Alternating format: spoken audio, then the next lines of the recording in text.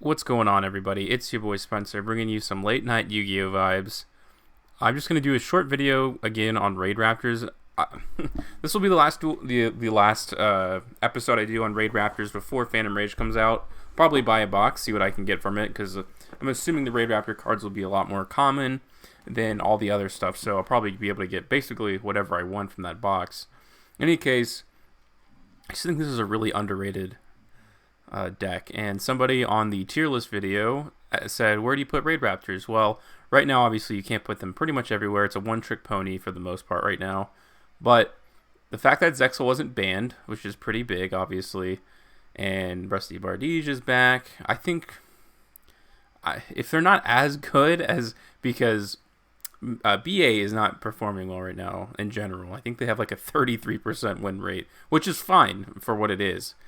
And I think people are still figuring out the deck, but I don't see why Raidraptors can't be at least as successful as BA when Phantom Rage comes out. So I'll just go over these duels. Looks like I am going first here. See, the thing is normally in Raidraptors this would be really bad. This isn't enough to go full combo in terms of the Zexal route, but that's perfectly fine. So let's see where I go with this. Looks like I search Nest. So far nothing has a... Yeah, so this was full combo, excuse me. Yeah, you can summon that off, and this is pretty crazy to me. The fact that you can either have this 6 interruption Bardige board, or you can have this, which to me, again, I think this is the legit best turn 1 board that you can have in Yu-Gi-Oh! For the most part. I can't be Kaiju'd. No infinite impermanences.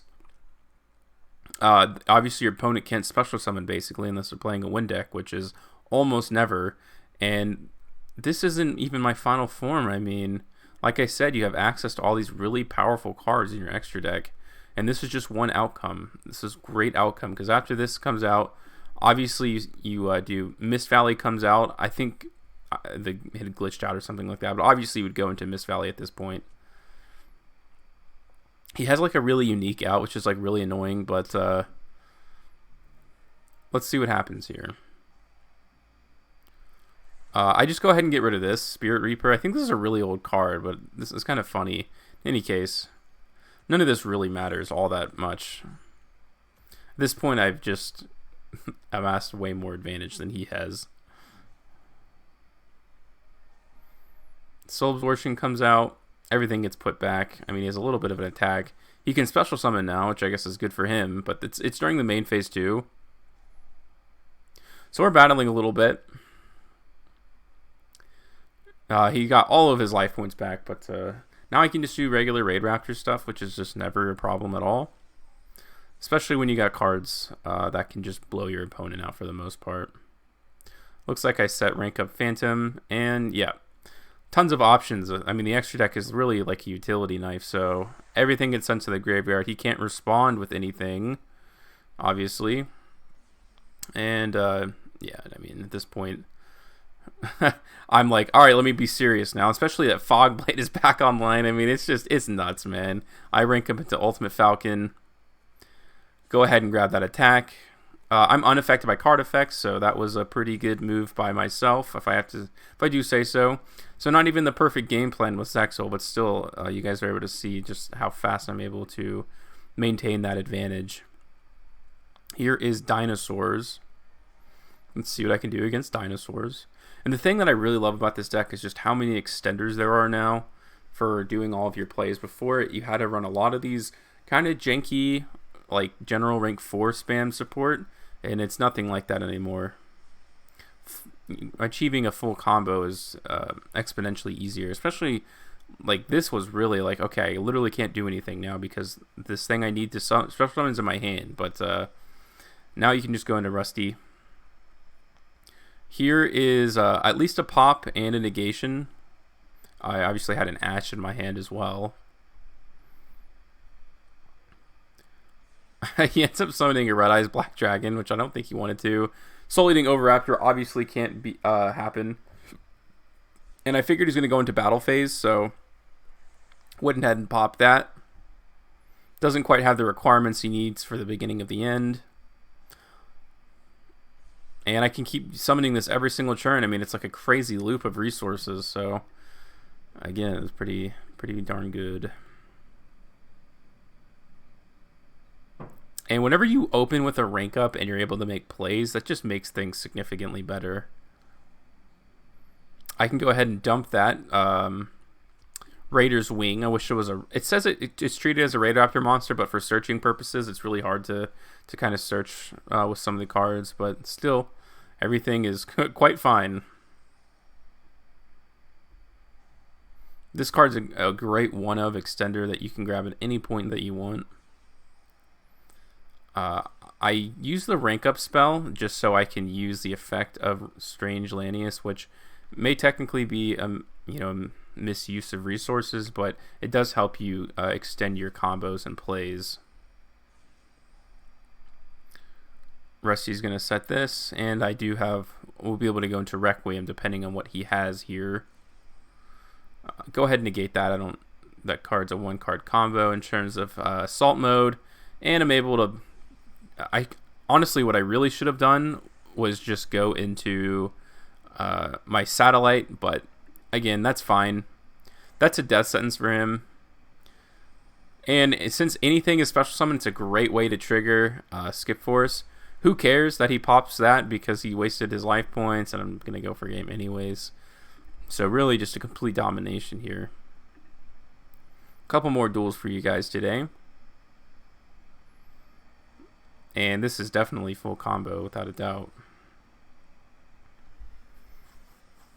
I just had everything in my hand, which is crazy. And the best thing about Raider's Wing is it does not restrict you, which is really cool. It's just literally a free extender. And I did open up with Zephyros.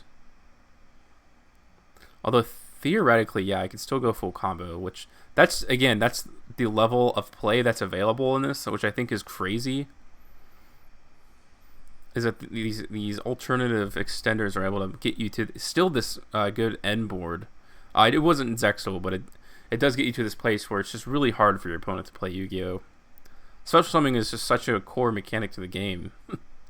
And with one Vital Negate, it should technically be enough. I'm waiting for him to do anything that's worth... he can't even activate Reasoning. Really, it doesn't matter what I call. Everything will get dumped to the graveyard. And I've just been sitting on this infinity waiting for anything worthy to be negated.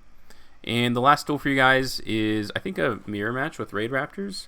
So I'll be curious to see. This is my Raidraptors.